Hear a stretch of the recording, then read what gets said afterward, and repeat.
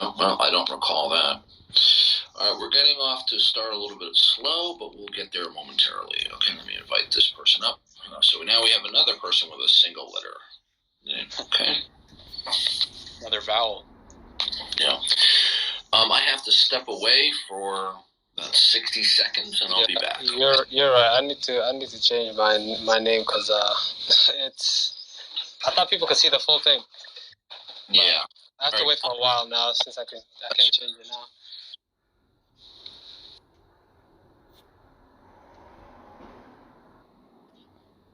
Are you a Muslim? Yeah, I am. What's up? How you doing? Good. Is this the same call as yesterday? Was this thing open 24 hours? I don't know. First time on Clubhouse for me. Oh. You like it so far? Yeah. A very interesting place, man. I'm new also, kinda. I saw a room full of Eritreans, which is a country you'd never really think about, and they were speaking their language. Oh, Eritrea, yeah.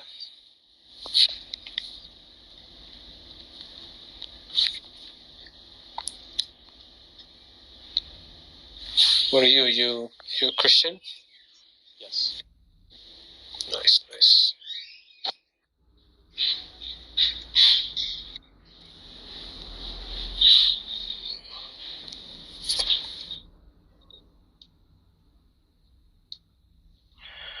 Okay, I am back. Hey, I'll be back in like 15 minutes. I have to go somewhere real quick. No problem. All right, I'll see you then. I have a question for you, Doug. Sure, go ahead. So you know how you bring up the atheist philosopher who said all the reasons for God may fail, but it could still be the case that God exists. What's his name? Kai Nielsen, right? Kai Nielsen. My recollection is the spelling is Kai, but I might be mistaken about that. That sounds like how it would be spelled. Yeah, Kai Nielsen. Mm-hmm. So, would you consider him an atheist, properly speaking? Well, what I know of him, he's identified as an atheist. Okay. Right. But do you have information otherwise? Just from the quote itself, when he says it could be the case that God exists, I feel like you would object to that. Yeah, but we have to understand the context in which he's writing. Okay, what he's saying is that atheism cannot be grounded simply and solely that certain reasons for God fail. In other words, okay, and I'm not as well read as I should be in his material, okay, but I am going to say that what he probably means is that you'd have to have other grounds for atheism other than saying you don't have the reasons for God fail. Okay. Is that clear? Yeah, so given that he's like a philosopher, you're thinking right. He probably has other reasons. Right. To be perfectly honest with you, he might be one of those atheists who take a position like Bertrand Russell or other atheists who don't outright deny God's existence, but they're justified in assuming God doesn't exist because they have certain non-justifiers. But what I should do is go back and read more of his material and find out what his actual rationale for atheism is. But the point of the quote is that we have an atheist philosopher who was selected to write the atheism entry in the Encyclopedia Britannica, so he knows a thing or two about atheism. Okay? Yeah. And he simply points out that saying that the reasons that people present for God fail is not in and of itself grounds that God doesn't exist. Right. Okay? which is a common refrain of atheists. That Right. So when he says that, even if all the reasons for God fail, it could be the case that God exists. I don't think, right, and I could be corrected on this, that he's really espousing a kind of lacktheism for atheism. He could be, but I don't think he is. He's just simply saying is, just because we have a bunch of local representations of God's existence, that in and of itself doesn't get you to atheism, because God could still exist.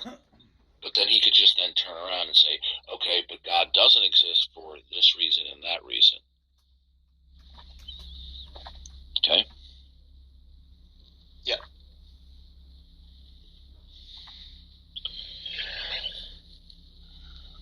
Okay, if anybody wants to come up, raise your hand and come on up. We had a good crowd in here yesterday for quite a long time. That was good. How many? I never counted, but I'm talking about in terms of the audience member. We had a good amount, which wasn't bad. So.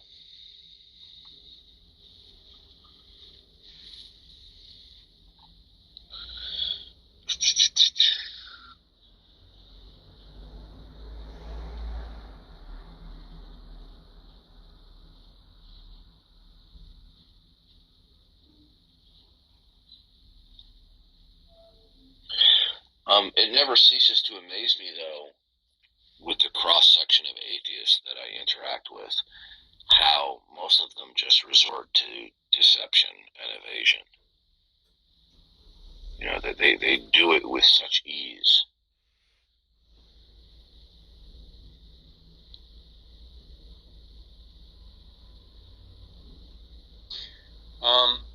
Why do you ask people who you know are atheists stuff like, do you believe all facts must necessarily reference God, when you know they don't believe it?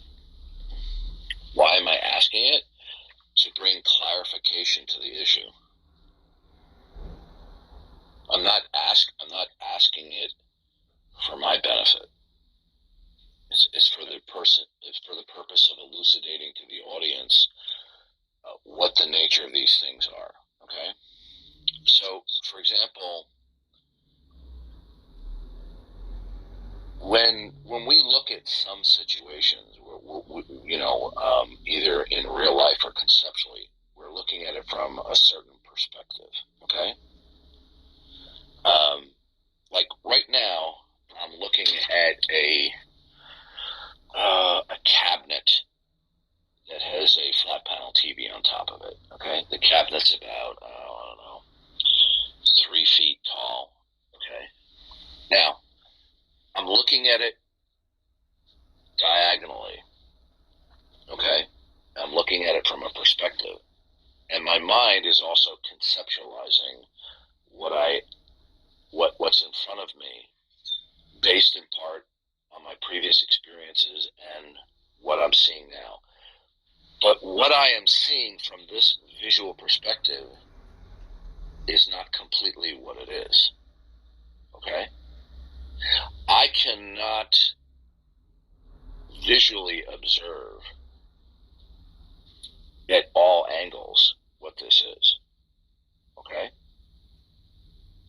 So what I'm doing is I'm forming a concept about what it is from one perspective that is at the moment, and other perspectives in the past, okay, that I'm combining in my head as to what I'm looking at. Okay? So, and you just have to bear with me. I'm trying to get to a point. So, and that, have you ever seen the back lots of television and movie studios where they would film city scenes, where the fronts of the buildings look real, but there's nothing in there. They're not real. Do you know what I'm referring to? No. Okay. The back lots, if you will, in Hollywood, in the movie and television studios, these are huge land sections where they have very large buildings where they film scenes. Okay? They're like huge warehouses, and they have extremely tall ceilings where they create movie sets and they film places. Okay. Do you know what a blue screen is or a green screen? A green screen, yeah. Okay. So in a lot of these modern movies, the actors will act in front of what they're now green screens. They used to be blue screens. So the imagery that appears when you go to the movie, it's not really there. It wasn't there for the actors. It was simply projected. Now they would do that in the old days of Hollywood, and they still do it. And in the back lots, they also have they have buildings that look like they're real, but it's only the front of the building. There's nothing inside the buildings. Okay, it was timeless because if you, in a casual way of approaching it, if you don't accept that, you say, oh, so then God is subject to some type of realm. Okay, that's a common way of thinking. Yeah. Right. But to say that God is not timeless does not mean that he is subject to some conceptual realm of time. Okay? A lot of people have an idea of time that time is like the conveyor belt that flows, that allows change to occur. But that's a Newtonian view of time. And that's very common, by the way. Is that a theory, what you just described? Or is it different? The a theory of time is just simply that temporal becoming is real. That things come into existence, they go out of existence. Okay. The Newtonian view of time is that time is kind of some kind of a realm, like that there's a conveyor belt. That time would just simply continue if nothing changed. But that time is a realm which is required in order for change to take place. That's my understanding of the Newtonian view. Okay. I read that time. I think it was interesting. Yeah. I think R.T. Mullins, if I recall recollect, that he's a presentist. Okay, hold on a second. I just got hold on one second. I got an important text message. Okay. Okay.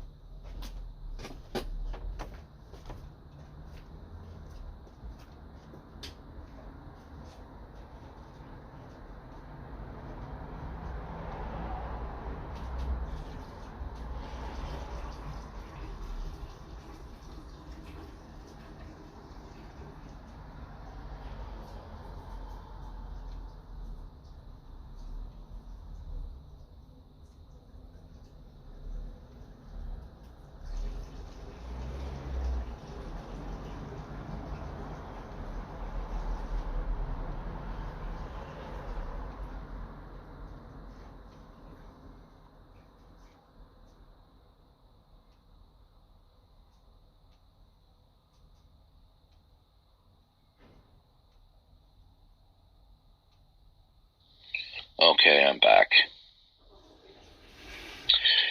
That was a text message that I needed to answer right away.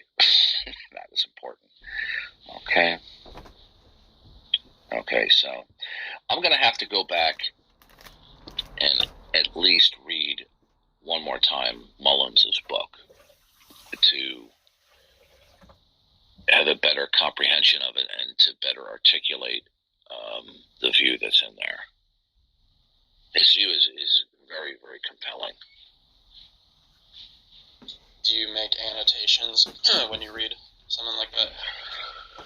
Oh, yeah, always. I I tend to read electronically if I can, but whether I read in paper, paper or electronically, I always highlight and make remarks, things like that. Oh, good morning, John. Would you like to come up, John? If you do, raise your hand. I'll bring you up, bud. Converse contender, if you want to come on up, buddy. Anyone else who wants to come up and join the discussion on atheism? We were just talking about different views on whether or not God is timeless.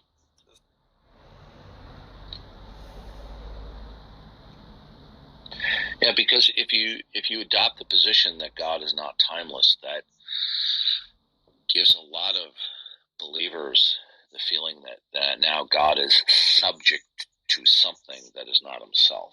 But that is not the case in R.T. Mullen's books. Does he say that time is a property of God, of himself or something? It's just time is any type of change. Okay. Black Power, man, what's up? And that's enough of that. So I got my Say Nigger license. I should say nigga. Good morning, Kevin. What would you like to say?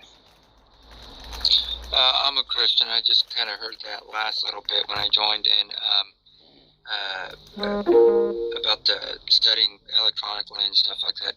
I was curious, how often or how long do you study per day about this kind of stuff? It differs every day. It could be 10 minutes, could be half an hour, could be an hour, could be 2 hours. It's always different every day. Oh, okay. Yeah, I just try to learn just by listening to some of the debates and just studying the word. But good to know. Yeah. You can learn a lot from listening to people. That was my initial way of learning about biblical presuppositionalism, by listening to the lectures of Greg Bonson before I actually went in and started reading his material and Van Til's material.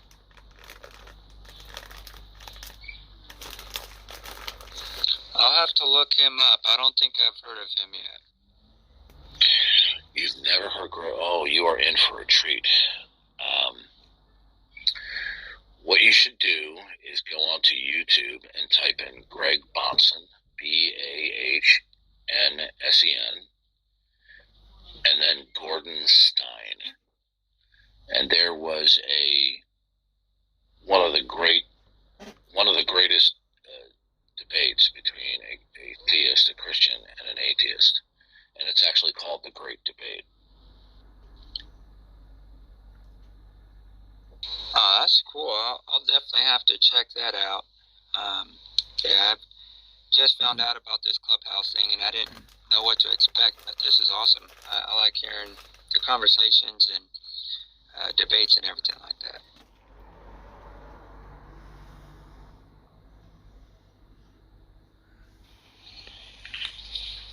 Hello.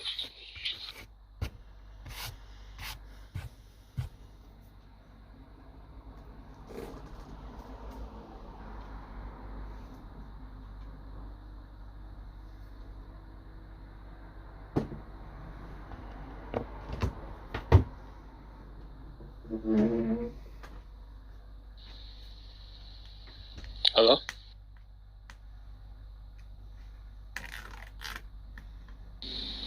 Yeah, I'm not sure what's going on there.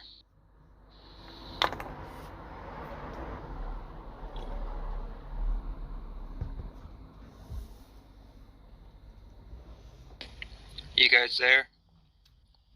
Yeah, I'm here, but wait, were you guys talking before this? What's going on? Oh, okay. I think Darth had to get up or something. He's probably going to come back. Okay.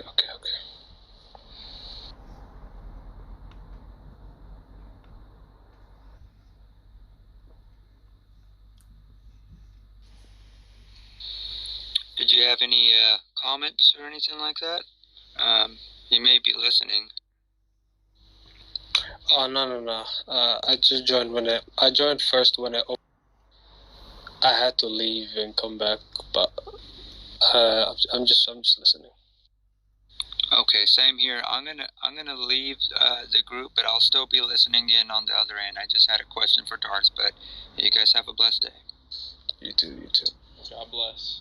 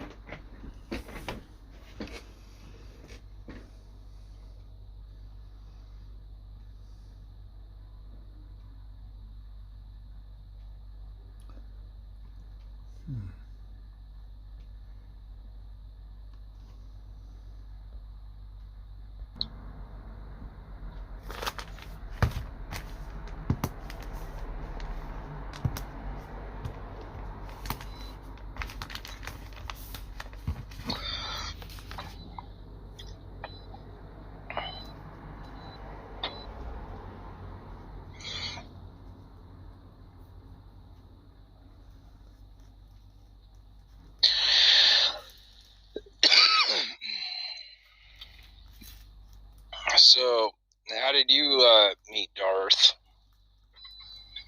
Discord. What server? Politics. Oh, Doobie server.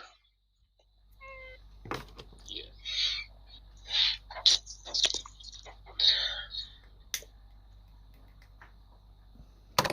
How about you? I met him on That Sass's politics server. Are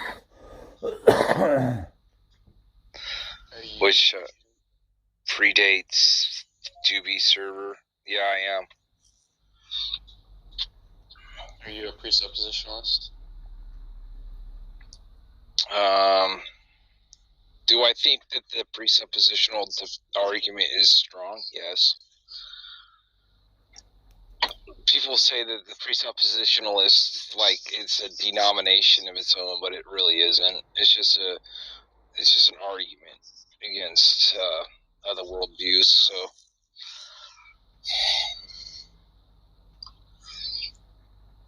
or are you? Are you an atheist? No, I'm a Christian.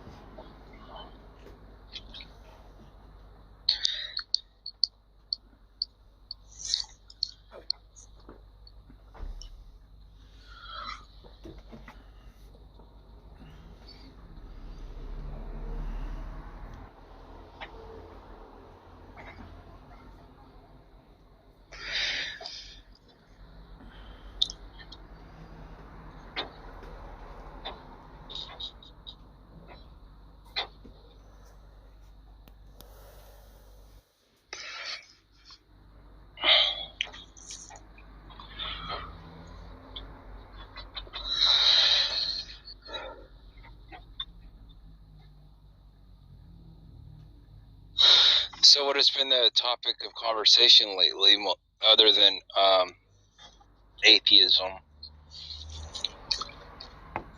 Darth and I were discussing the timelessness of God.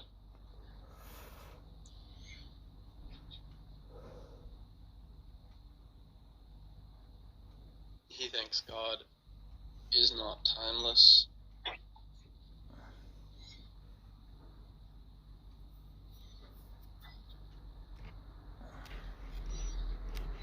He doesn't think God is timeless. Yes.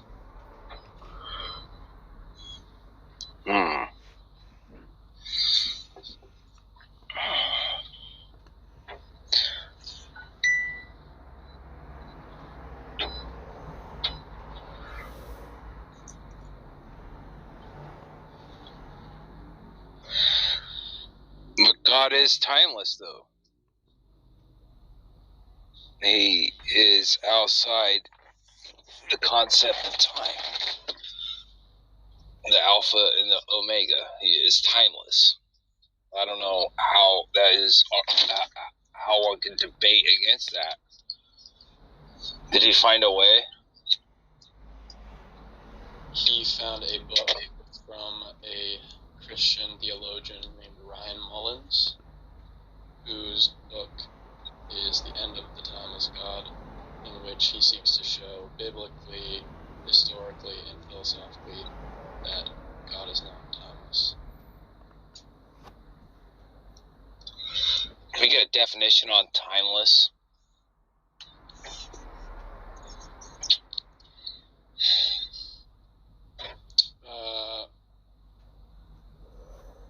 You'll have to ask him again. It's kind of complicated. Because there's different conceptions of time.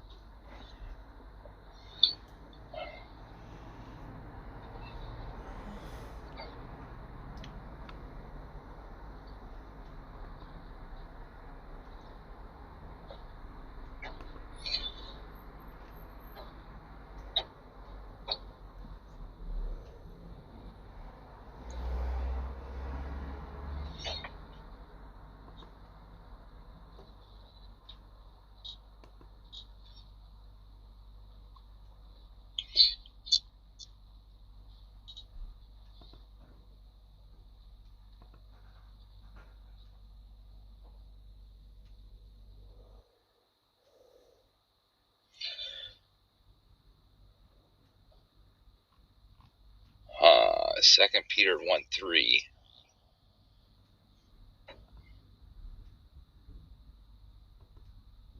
Let me open the BLB. Go to 2 Peter.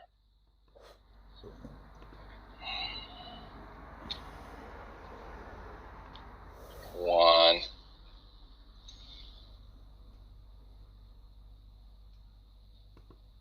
Did I say 1:3? 2 Peter 1:3.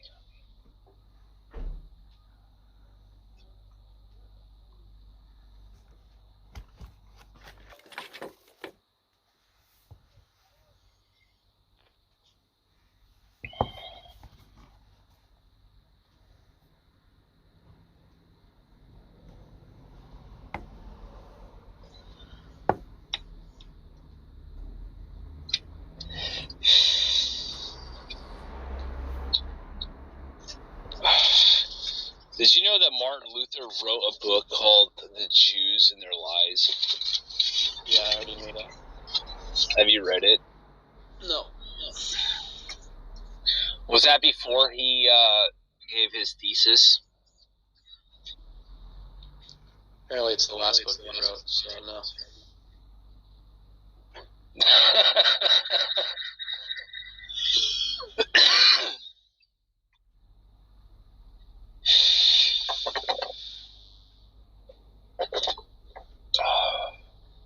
So pretty soon they're probably going to say that, you know, all Protestants are anti-Semites.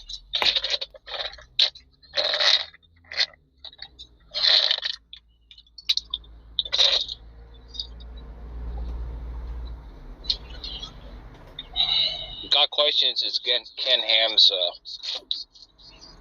right?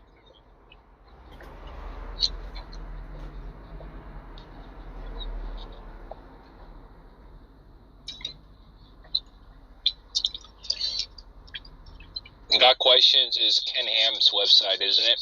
You got a little bit of feedback there. I can hear myself echo. I don't know who that is. I'm a Catholic. You're a Catholic? Yeah.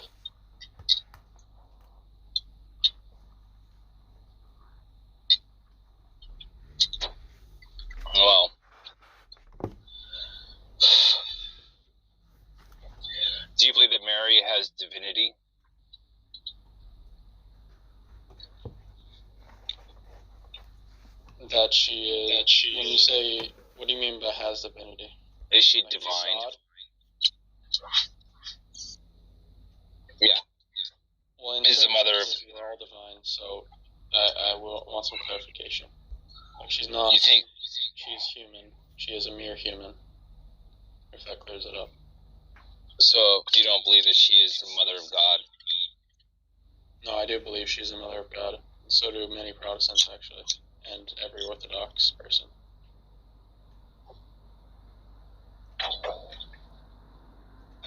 Simple argument for that is Christ is God. Mary is the mother of Jesus Christ. Therefore, Mary is the mother of God. That's basically how we see it. Mary was just a mere human vessel for which God came to earth in. And she was his mother.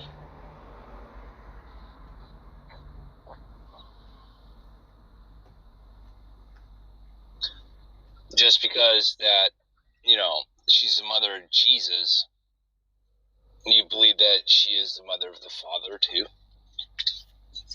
No, that's not what I said. I said Jesus is God, and in that sense, she's the mother of God, because she's the mother of Jesus. It's pretty simple.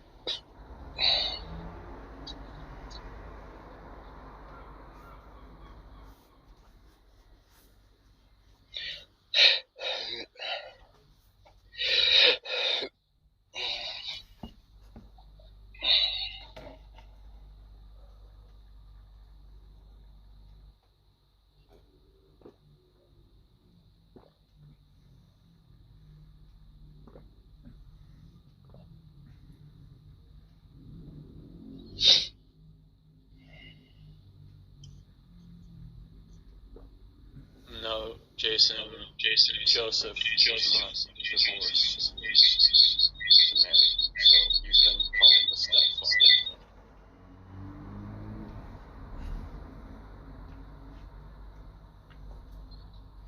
Do you hear an echo? Yeah. That might be me. Try talking and then see what. Testing, 1, 2, 3. It's me, isn't it? What I said, Jason, is that actually isn't a conclusion that would follow from my logic that Joseph is the stepfather of God, because Mary and Joseph were not divorced, and that's what's required for having a stepfather. There has to be some divorce.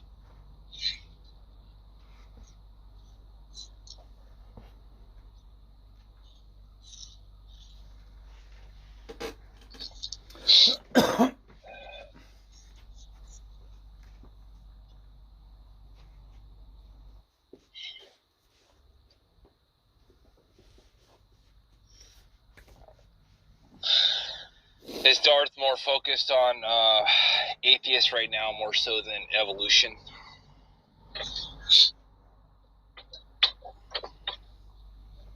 Yeah, I think so. Man, I remember when he would just go after evolutionists. Those were the days.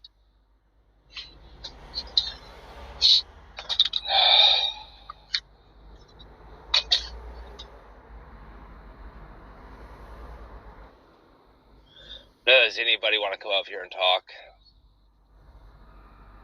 So I don't have to sit up here and be all by myself.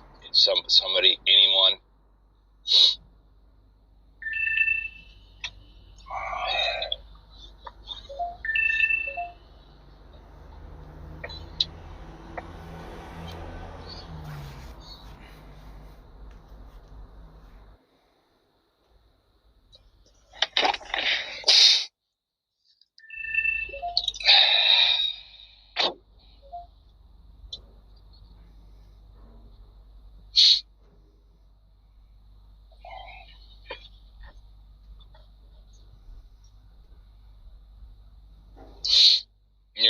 today's converse. Yo. Hello.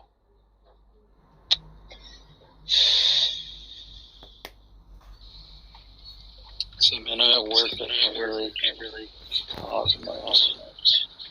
There's an echo. It looks like it's Chad. Yeah, I was wondering, was it E? Why do you said that Jesus said humans were divine? Are you referring to John 10? That guy left. He's gone now. I'm back. What was your question? It was quiet for me. Yeah, sorry, I'm at work. You're saying that Jesus said that humans were divine. Are you referring to John 10? No, I wasn't referring to a verse. I was just saying in general. Like, we're made in the image of God, and in that sense, I think we're divine.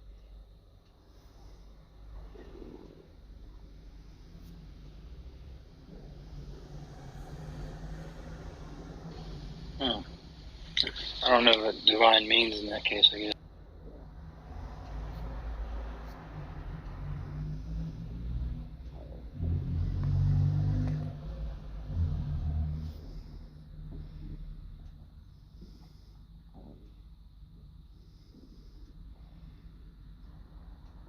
What does John 10 say? Oh no, not Derek Lee. Oh no, I was just asking where you're appealing to that. If you weren't.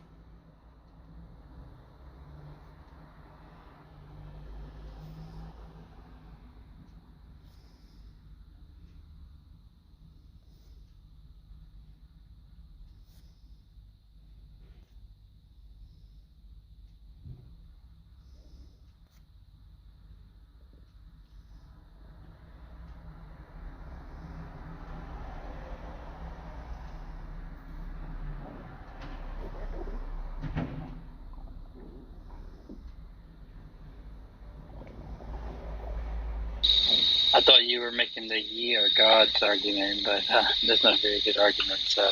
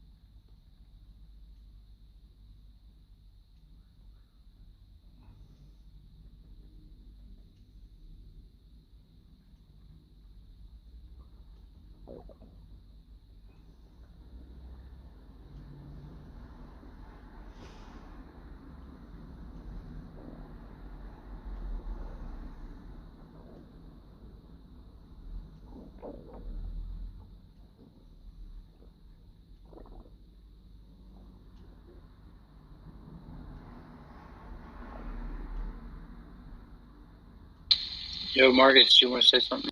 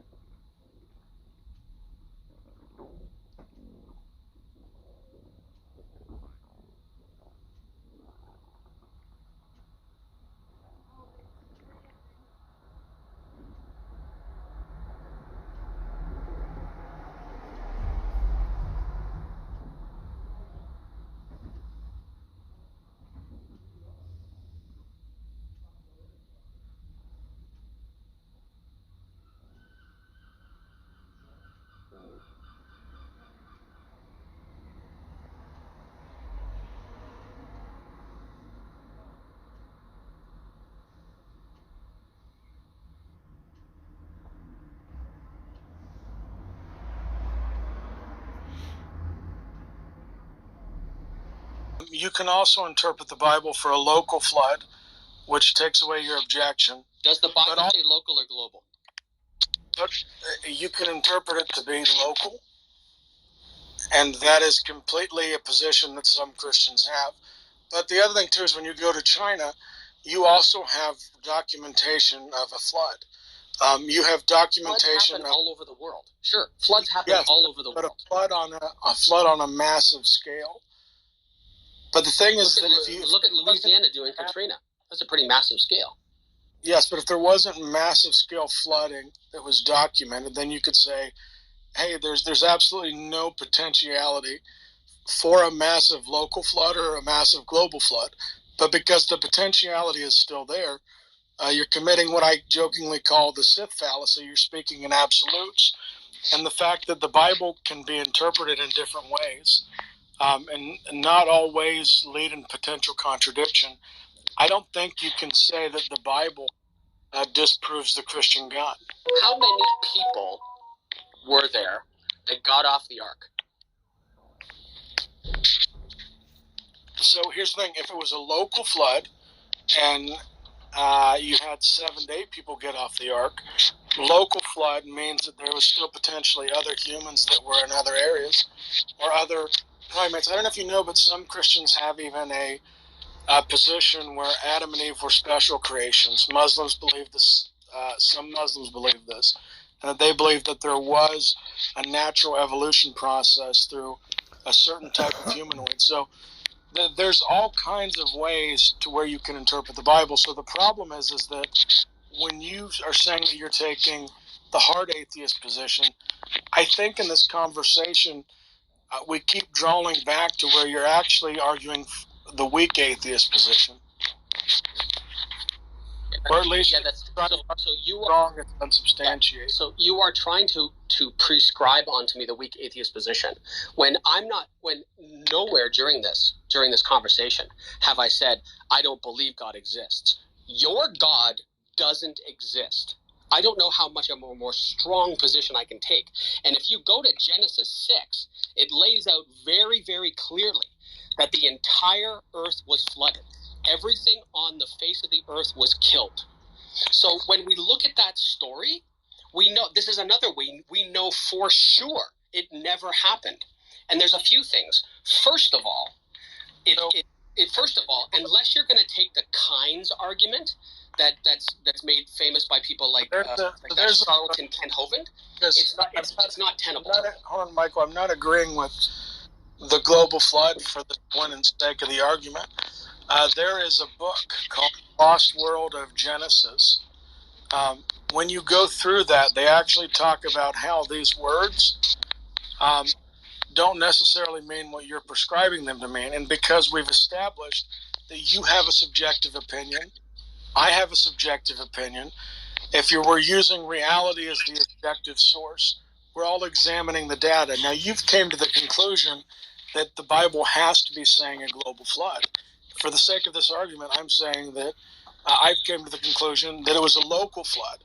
Can you cite your sources, please? I just mentioned the book. It's a good book to read. It's about who's it written by? Shoot, it's let me look it up. What we're talking about. It's called The Lost World of Genesis 1. Now there is there's a couple of Christians who are really proficient on this particular view. I'm just drawing a blank on what his name is. He's really big. Is it Hugh Ross? I don't know. Hold on. Let me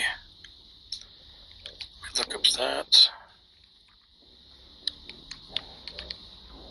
Looks like there's a guy named John Walton. That sounds right.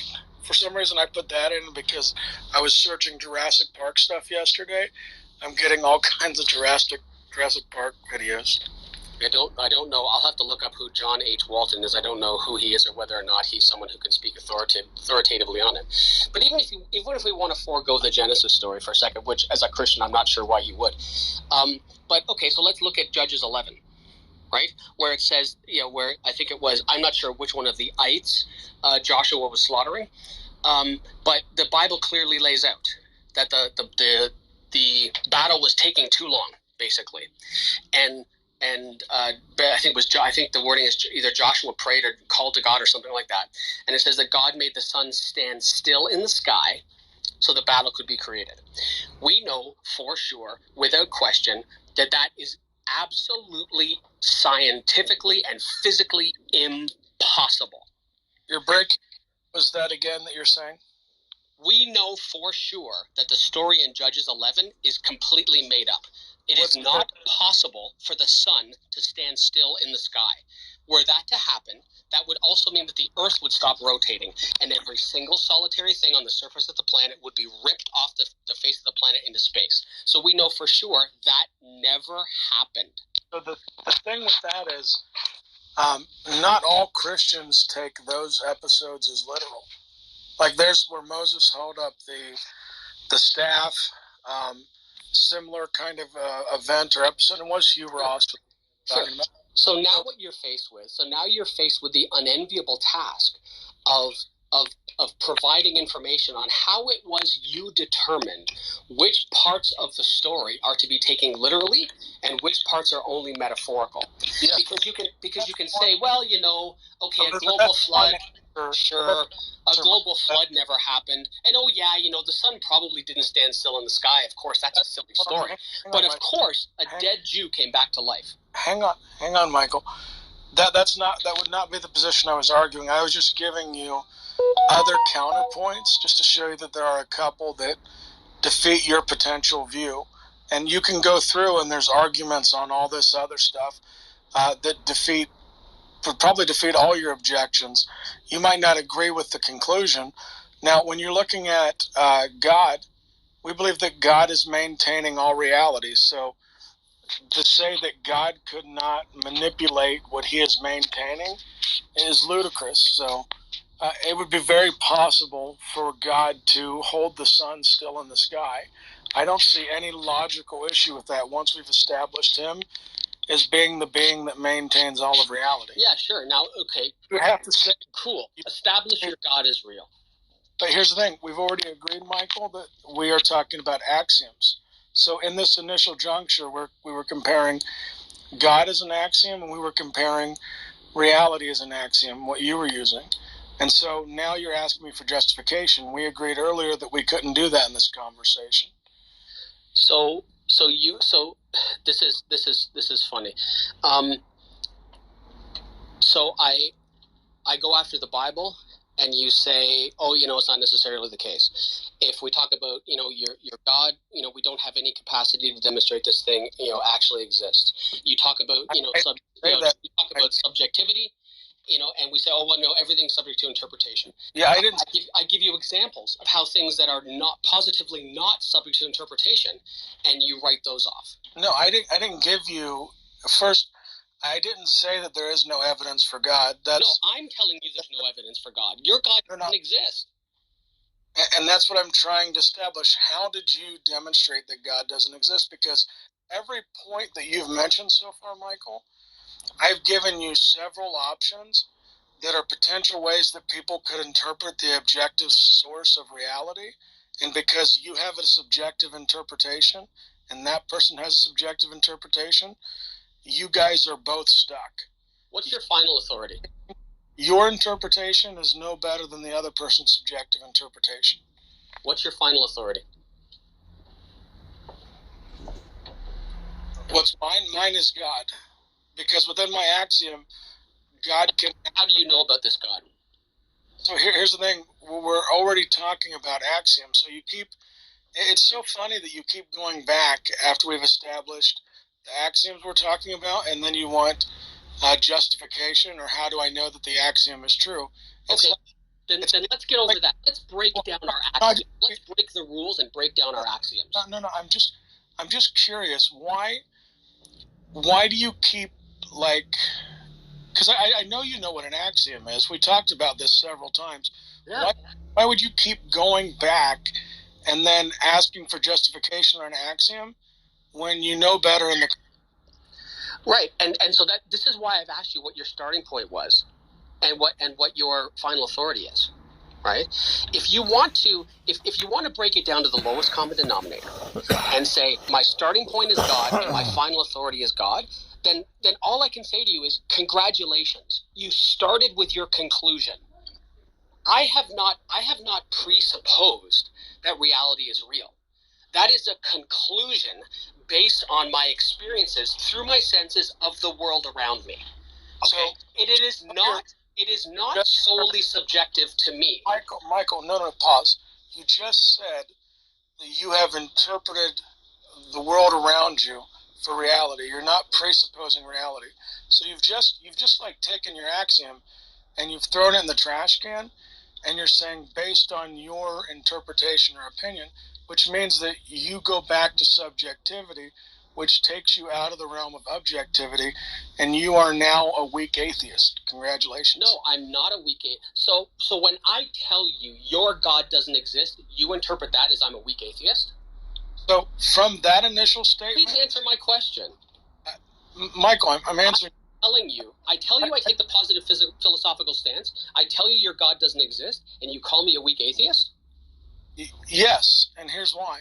Because when we're doing an internal critique, I'm seeing an inconsistency. You don't have the capacity. As a Christian, you can't do an internal critique of my worldview. I absolutely can do an internal critique on your worldview. Can I do an internal critique of yours? That's what we've been doing at different times. We've been asking questions about my worldview, but I step inside your worldview and do an internal critique? Anybody can do an internal critique. You ask people questions. You start digging into the information. What I've asked you for is you've made a statement, God does not exist. Yes, it doesn't. You've made that in an absolute sense. Yes, your God doesn't exist. But then as we pushed back, you fall into a fallibilistic knowledge. Then when you're talking about your axiom of reality, you then sacrificed your axiom, and you were saying that that's subjective based on your experience, which puts you in a subjective position, which means that your objective source of reality is not there, which I don't see what distinguishes you from a weak atheist. That is an argument from ignorance, my friend. I don't understand, therefore you're this? No, I'm asking you for what is the distinguishing point. The only thing it seems like is different is that unlike the weak atheists who are just saying, I don't know, your God could exist, you're making the inappropriate step of asserting the negative that God doesn't exist, but you don't have justification to do so. I gave you 3 points. And you know what? At the end of the day, the reason I provide reality as an axiom or presupposition is in the attempt to be charitable. What I try to do is say, we all have starting points, okay? I do it in an attempt to further conversation, because everybody, I've been doing this a long time, just like you have. And so people always ask me, what's your, it used to be, people would say, what's your objective standard? Right? But now, some of the presuppositional apologists have tried to become more nuanced, and so they ask you different questions. And so what they want to try to do is they want to try to say everybody has presuppositions. So in an attempt to be charitable, I will adopt that and say, yes, I accept that I have a presupposition and I call it reality. That does not obfuscate the point at all of my positive stance. And just a minute ago, you said what differentiates me from a weak atheist, even though a moment ago you called me a weak atheist. So which is it? Am I a weak atheist or am I a strong atheist? As I said, you are a weak atheist who's claiming to be a strong atheist because you're misusing your standard. You're saying that you have an objective standard, but as we've done an internal critique, your standard is subjective based on your opinion and your experience. Because it's completely not. Because from your worldview, everybody has subjectivity, means that it is subjective. You do not have objectivity. Do you remember me saying earlier that even though there are subjective things in reality that we have to interpret, there are still objective facts about reality? Do you remember me saying that? And we can observe objective facts about reality. We have the capacity to observe objective facts about reality. So when you were saying earlier about the person who lives in a box and has never seen the sun, that doesn't impact the fact that the sun exists and it existed before the person in the box was born, and it will exist after the person in the box is dead. That is an objective fact about reality. Do you believe that you have all data on reality? Of course not. That would be a stupid thing to say. So you're missing data from reality. Oh, well, yeah, sure. There's lots of things I don't know. Means that there are things of these presupposed objective facts, which presupposition, you're saying it's an axiom. You're saying that these can change, which means that they are subject to potential change. You said science was provisional. You also were talking about your own subjectivity and other subjectivity. I don't know how you can escape that you're saying that something's objective when it's really ultimately subjective, and you hold to fallibilistic knowledge. So, do you disagree that reality is objective? So, when we're looking at yours, that seems like a super simple yes or no answer. Well, it involves a little bit more fleshing out. So either say yes or no, and then expand on your answer. So yes, based on your internal critique, great, we agree. We have this world that we can observe, but what I was pointing out earlier, and I've pointed out a few times, our ability to perceive that world is subjective, based on our own personal experience and based on opinions and based on other things. So no, we didn't agree on that. We didn't agree. You stated that, but okay. What I said was we interpret the world through our senses. You and I both. You don't have a special way of interpreting the world. I asked you earlier. Even if the God is real, you still interpret that through your senses too. Earlier, does everybody have the same information? And does everybody have the same way to interpret? The same way, yes. The same way to interpret, yes, through our senses. And not everybody has the same senses. So, not everybody has the same senses. Not everybody has the same degree of ability. Does that change the objective reality of some facts? So, it will change. That also seems like a super simple yes or no answer. It definitely changes because now it's subjective. Are you telling me that someone's ability to interpret the fact that the sun exists changes whether or not the fact that the sun actually exists? No, that's not what we're saying, Michael. What we're saying is that's the question I asked you. But you see, here's where I don't know if you're following along. So when we're talking about two individuals, both individuals don't have the full data set. Both individuals have a subjective perspective. Okay, maybe we should narrow it down. Let's talk about one specific thing in reality before we start applying whether or not we have data sets. Pick a thing that exists in reality, and let's talk about that. Well, here's the thing. To establish when you're looking at reality, you don't want to pick a thing and talk about that. Well, we did, but then that got too nuanced. Let's talk about the sun. The sun isn't nuanced, is it? Do you know everything there is to know about the sun? I don't need to know everything about. I don't understand all of the biological processes that make up a Homo sapien. That doesn't change the objective fact that Homo sapiens exist. Yes. Are you suggesting that unless you know everything about something, that you can't know anything about it? No. Because in that case, I would argue you don't know anything. I'm saying that unless you know this particular item, like let's say in a complete sense, then you can't make absolute statements about that. So what you just said was yes, in a complete sense.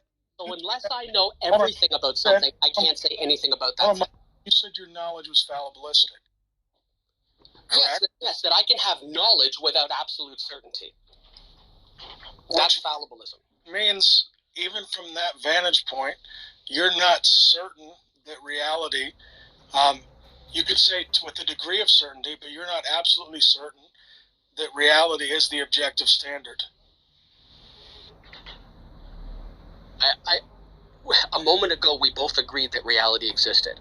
And so now it sounds like you're saying, yeah, but I can't really know. No, because as we're looking at questions so I've been literally knocking down your reasons one at a time. So is the Bible the inspired word of the creator of all things. So it's a Can't believe you won't just say yes or no. It's multifaceted, Michael. Do you know that the Bible contains quotes from God? It contains things that God... No, it actually doesn't contain anything of the sort. It's the Bible is a series of 66 books written by people that have attributed these things to a God. You're asking me my view on the Bible, and I'm trying to explain this to you. The Bible is not just something that we would just say, hey, God inspired it to be written. God actually inspired chunks, and other chunks are written about events and situations documented by people. So you have different things. You have direct quotes from God. You have people quoting their experiences with God.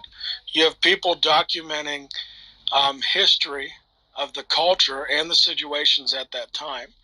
The Bible is a lot more than just a magic book that God said to write.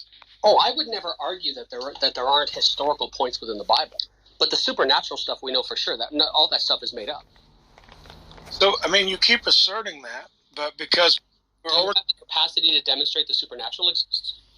So here's the thing. This is where you're shifting the burden of proof, Michael, and this is why you fall back into the atheist position. If you were a positive atheist in this conversation, you would be giving me all the reasons why there is an absolute no sense that supernatural could exist. And if you're saying no, supernatural could exist, then you're back in the weak atheist position, Michael. Oh no, there is positively no demonstration of the supernatural. And when we're talking about specifically the Bible, I gave you several references. The flood never happened. The sun never stood still. A dead Jew never came back to life. Donkeys and snakes never smoke. People never ever walked around a wall and blew horns at it and had it fall over. The sun never stood still in the sky. There's a half a dozen claims the Bible makes, which we know for sure never, ever happened. You already said suggesting that they do. Or even less honest than that.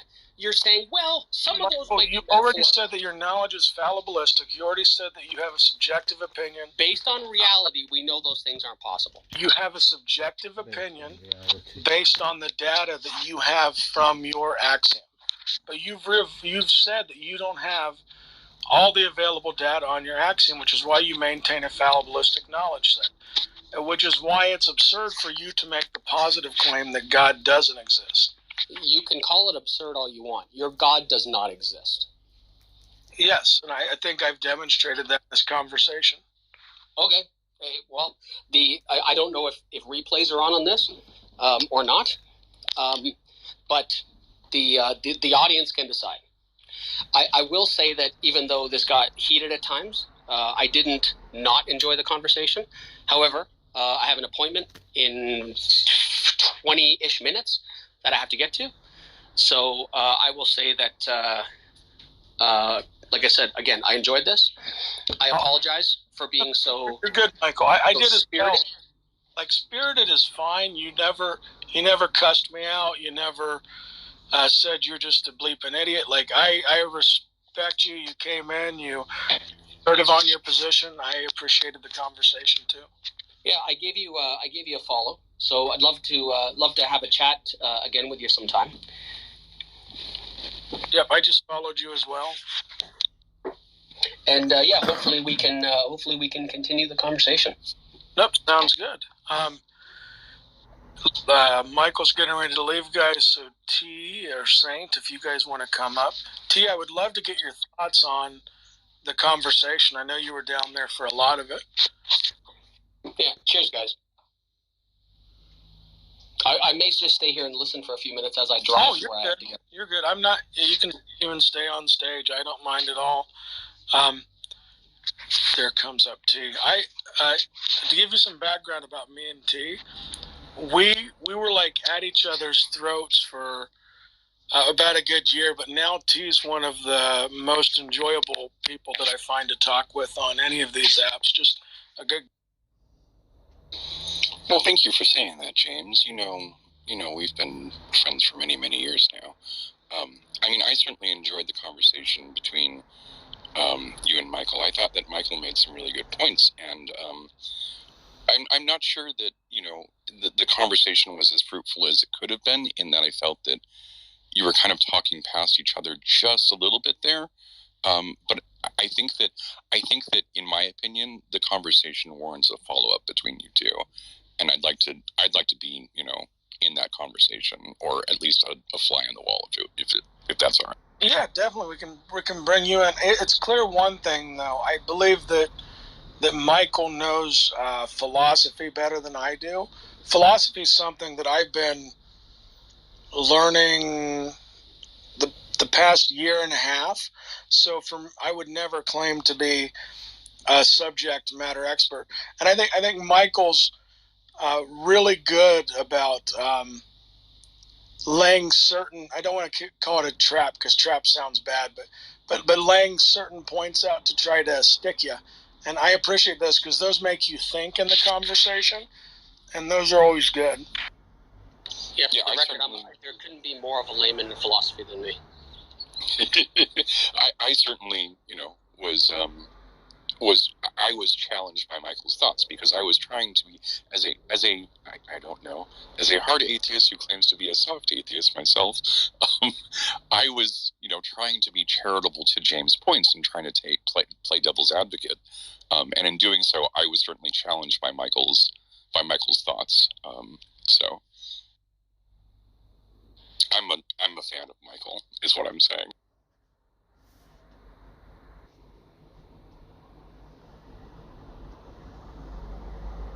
No, it was fun, especially like when you start talking about fallibilistic knowledge and observations of reality. And it's so strange. Like, and I used the Democrat Republican example earlier, that people can look at a situation and arrive at such a different conclusion. Like, not to bat this beehive or hornet nest, but when it comes to like abortion, for example, people have different views on what would be the objectively best. Let's say we're using human well-being for example. Some people say that human well-being is the bodily autonomy of the mother, and then others may say that to maximize human well-being, you would want to take care of both bodies, or at least find a way to avoid having to have a conflict where bodily autonomy would be violated or where you would have to end a life, which I think falls into that particular category too. Yeah, I think that in listening to Lance Bush on this particular platform, my opinion regarding morals and morality has certainly evolved, and I'm now leaning towards more of a moral anti-realist stance, and I think that all of these arguments are ultimately going to be down to values, and it's just going to boil down to what one person values over another person, and that's sort of where the conversation is ultimately going to bottom out. Yeah, that's true. That's why, like, when I argue abortion on the app, I go into human well-being, because if I say abortion is wrong to you because you're created in the image of God and all life is sacred, to do the George Carlin response, well, who said? Now I have to defend God's existence within that, which then, okay, now we're no longer talking about abortion, now we're talking about God. But if I use human well-being, which seems to be a primary definition that a lot of atheists used, or the T-jump, least imposition of will, then there's things you could argue for, like the need to use better birth control, the need to have more birth control readily available, the need to tighten up laws so that women can't be abused or victimized of sexual crimes. So that's kind of where I go into that, and I start getting into where I'm charitable on the other things that need to get done, like improving the foster care system. And then I kind of move from there. But I definitely, like I said, I don't want to get that abortion thing started, because that thing will blow up and this room will stay open for like 5 hours of people yelling at each other. Yeah, that's exactly what happens, right? Yeah, no, I hear you. I have to run to my occupational therapy appointment for my hand, but I definitely very much appreciated the conversation.